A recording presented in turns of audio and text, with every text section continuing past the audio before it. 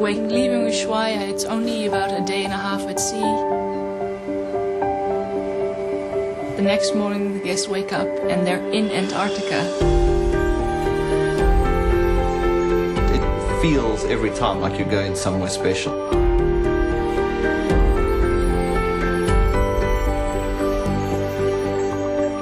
It's this beautiful, serene, wide landscape that you cannot explain unless you've been there.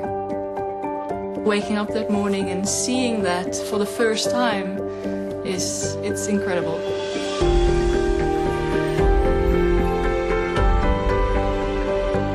My name is Jarda Versloot, and on board I work as the assistant expedition leader for the Seabourn Quest.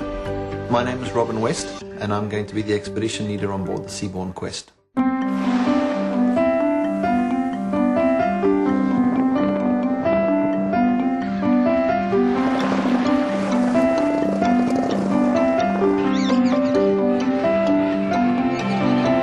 The expedition team on board the Seabourn ship consists of about 14 staff in total. We will carry guys who specialize in ornithology, geology, glaciologists. I always explain it as having 11 encyclopedias walking around with you. Our ornithologists will talk about the birds that we're seeing while we're going through the Drake Passage. Then once we get closer down to Antarctica, depending where we are, we might have the historians on to talk about early explorers down in Antarctica. And the historian will tell us all about the Shackleton epic adventure, and when we get to Grytviken, you'll actually visit his grave where Shackleton was buried. There is always a continuous shuttle from the shore side to the ship with the zodiacs. It's all about also the guest mentality, about how much they would like to do. The great thing is in Antarctica, when you come ashore, you can go 20 meters, sit down, and everything's right there in front of you. The great thing about Antarctica is that the wildlife is guaranteed. Killer whales, humpback whales, minke whales. Seabourn's doing 4 trips down there, so each trip will be slightly different in terms of what you see. The crab-eater seal, weddell seal, leopard seal, it's fantastic. And going to South Georgia, you'll see fur seals as well, elephant seals. Any time you go is a fantastic time to go. There is no typical day, it changes all the time. When you're ice cruising, you're moving at about 2-3 knots, depending on the ice.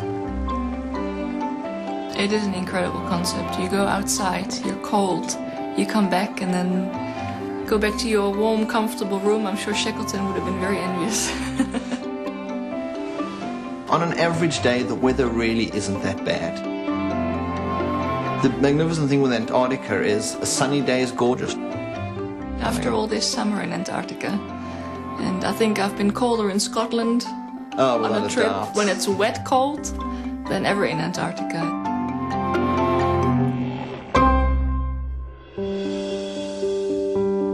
One of the stops we're going to be making is in Port Stanley. The Falklands in general is a wonderful place for wildlife as well, and you get extra species of penguins like the rockhopper, the king penguin and the Magellanic penguin. The island itself is gorgeous.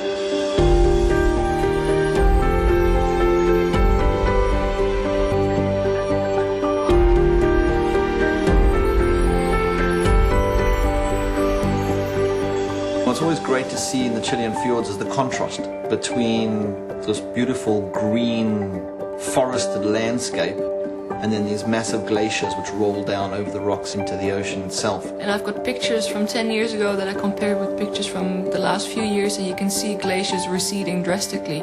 Adelie penguin numbers have dropped drastically over the last couple of years in terms of breeding and in terms of rookeries because there's too much moisture, it's too warm. I would say come to Antarctica as soon as you can, regardless. Robin was saying yesterday, the only bad thing about coming on a trip to Antarctica is that every other trip after that will be disappointing. It is an experience of a lifetime.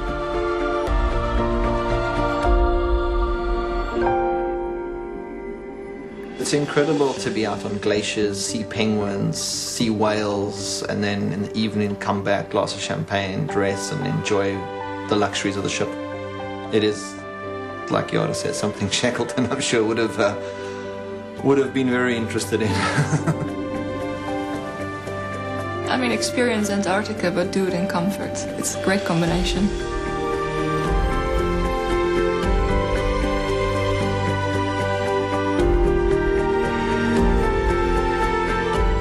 You get there in the morning, you sail away, you feel like you're the only person in Antarctica.